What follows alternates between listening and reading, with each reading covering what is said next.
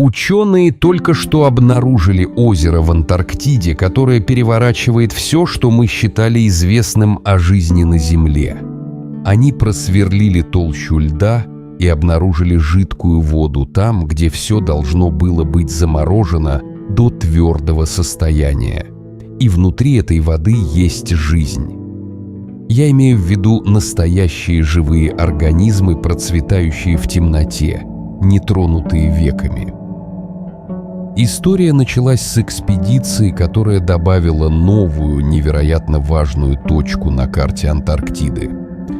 С ноября 2019 по январь 2020 года исследователи, продираясь через замерзшую пустошь, дошли до района, называемого озеро-загадка, Энигма-Лейк. Они думали, что идут по огромному слою твердого льда, но их приборы показали нечто иное. Тогда они использовали мощную бурильную установку, чтобы проделать отверстие в льду. Заглянули под слой за слоем и зафиксировали по меньшей мере 12 метров жидкой воды, заключенной под поверхностью. Они пришли в надежде найти камень, но обнаружили скрытый мир подо льдом в этом антарктическом озере, там, где меньше всего ожидали его найти. Ученые были шокированы и не остановились на этом открытии. Они хотели выяснить, откуда взялась вся эта вода, потому что в этой части Антарктиды климат беспощаден. Экстремальные температуры, низкие осадки, жестокие ветры и испарения под действием солнца – это не самые лучшие условия для существования озера. Любая пресная вода здесь должна была высохнуть давным-давно. Значит, у этого подледного озера должен был быть источник подпитки. Исследователи изучили химический состав солей и растворенных веществ в воде. Они заметили определенные закономерности, указывающие на источник.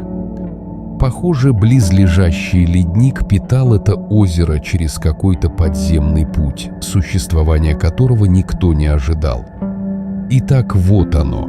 Удивительное открытие в Антарктиде, скрытое подо льдом, питаемое не дождем и не поверхностным таянием, а подземным потоком, который молча циркулирует под землей. И именно поэтому, когда команда просверлила глубже, они обнаружили не просто воду, они обнаружили секретную экосистему, жизнь там, где, как считали, ее быть не может. И под жизнью я не имею в виду нечто, что машет нам руки. Я имею в виду крошечные существа, крошечные структуры, микробные сообщества, которые эволюционировали в изоляции, защищенные льдом и фактически ограниченные своим скрытым домом. Они покрывают донную поверхность озера микробными матами. Это не просто комочки водорослей, а сложные ковровые образования из микроорганизмов. Некоторые маты выглядят как тонкие колючие покрытия, другие напоминают толстые сморщенные ковры или даже древовидные структуры до 40 сантиметров в высоту. И эти образования, словно вышедшие из научно-фантастического фильма о жизни на далеких планетах, не случайные кусочки ДНК, плавающие в воде. Они процветают, строят структуры, образуют слои, изменяются со временем. Так что дно озера похоже на подлесок лесного пола, только темное, холодное и покрытое льдом. Если жизнь может процветать под 12 метрами льда в условиях почти полной темноты, возможно, наши представления о том, где она может существовать, нуждаются в пересмотре. И мы не знаем, что произойдет, если мы потревожим эту скрытую озерную экосистему. Что произойдет, если мы внесем туда людей, технику или даже наш собственный выдох? Эти микробы жили в изоляции кто знает сколько тысячелетий, возможно, даже миллионов лет, без какого-либо контакта с миром сверху. Если люди вмешаются, эти организмы могут оказаться в серьезной опасности при встрече с микробами, которых они никогда прежде не встречали. Озеро может быть загрязнено, и его экосистема может измениться навсегда. Вступая в эту новую территорию, мы должны быть особенно осторожны. В конце концов, там вся Антарктида, это книга тайн эволюции, адаптации и выживания, которую мы должны читать внимательно. Этот континент продолжает удивлять нас. Животные, которых раньше никогда не видели, появляются в его отдаленных уголках. От странных морских существ до насекомых, любящих лед, о существовании которых вы и не подозревали. Например, морская актиния, любящая лед, которую ученые заметили висящей вниз головой на нижней поверхности шельфа Росса. Она выглядит как хрупкий цветок, приклеенный к потолку, и машет своими щупальцами в воде, холодной, словно болезненное разочарование.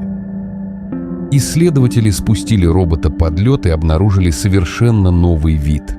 А еще есть новый знаменитый гость с серьезной ковровой энергетикой. Антарктическая морская звезда перистый еж, так называемая клубничная перистая звезда. Этот плавающий помпон может иметь до 20 рук. Ее прозвище появилось потому, что тело действительно выглядит, как вы догадались, слегка клубничным. И, о да, наверное, Антарктида – последнее место, где вы ожидали бы увидеть рыбье ясли. Но здесь находится крупнейшая из известных таких зон в мире. Исследователи буксировали камеры по влажному морскому дну, чтобы его картировать, когда заметили тысячи, а затем миллионы одинаковых чаш в осадке. Гнезда покрывали 240 квадратных километров морского дна, и их было в общей сложности 60 миллионов, одно примерно на каждые 25 сантиметров.